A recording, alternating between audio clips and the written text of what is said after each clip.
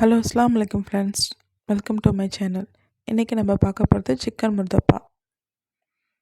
அதுக்கு நான் 2 கிலோ மாவு எடுத்திருக்கேன். அதில் தேவையான அளவு சால்ட்டும் வாட்டரும் சேர்த்து நல்லா மிக்ஸ் பண்ணி புரோட்டா மாவு பதத்துக்கு பிசைஞ்சு எடுத்துக்கலாம்.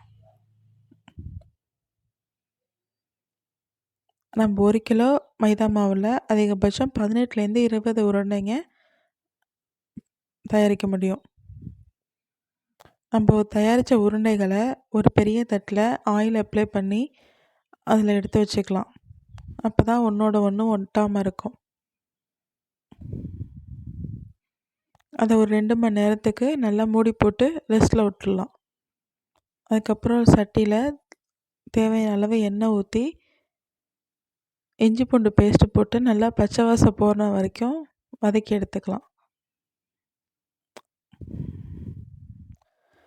அதில் நம்ம வாங்கி வச்சுருக்க சிக்கன் கொத்துக்கறியை போட்டு நல்லா மிக்ஸ் பண்ணிவிட்டு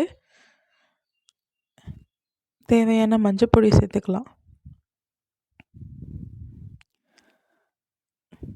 அதை நல்லா மிக்ஸ் பண்ணதுக்கப்புறமேட்டு மிளகாய்த்தூள், மல்லித்தூள் சேர்த்து நல்லா மிக்ஸ் பண்ணிக்கலாம். அப்புறம் கருவேப்பிலை சேர்த்துக்கணும்.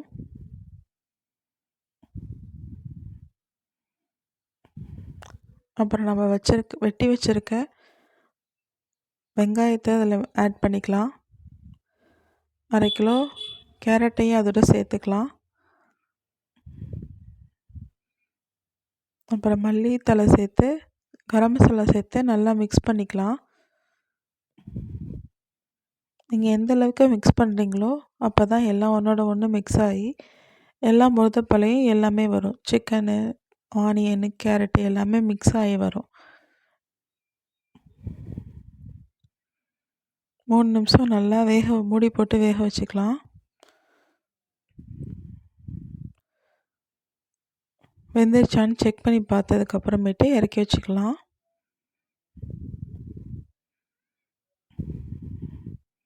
அப்புறம் தோசைக்கல்ல தேவையான அளவு எண்ணெய் ஆட் பண்ணி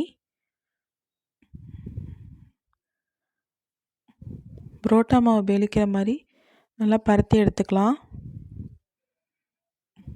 அதை 2ஆக மடித்து உள்ளார நம்ம செஞ்சு வச்சுருந்த மசாலாவை ஸ்டஃப் பண்ணி தோசைக்கல்ல போட வேண்டியதான்.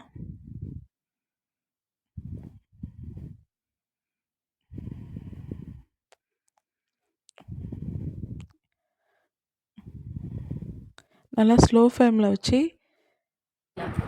முன்னாடி பின்னாடி நல்லா வேக வச்சு எடுத்தோம்னா சுவையான முருதப்பா ரெடி. தேங்க்ஸ் ஃபார் வாட்சிங். பிடிச்சிருந்தா சப்ஸ்கிரைப் பண்ணுங்கள்.